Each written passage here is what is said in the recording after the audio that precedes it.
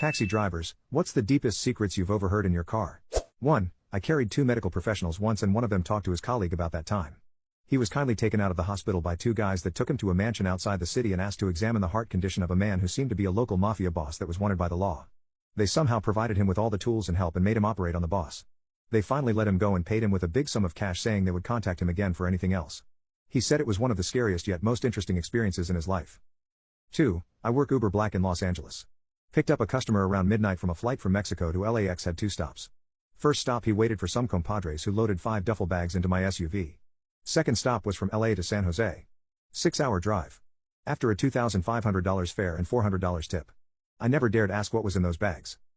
3. 2 guys talking freely about their scam op and going into the specifics of how to get the most out of it. The scam had something to do with cars, and I can't remember what it was. I just remember them saying that it got them around $20 million. 4. I've worked for Uber and once a passenger, a clearly intoxicated lady, told me she should have married her brother-in-law because her husband was much less handsome, but because the husband was also far richer, she married him. 5. There was an old Vietnamese man that got into my car and he told me about his life.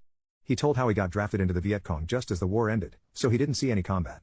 He told me, sometimes in life you get lucky and other times you don't. I dropped him off at a cancer center.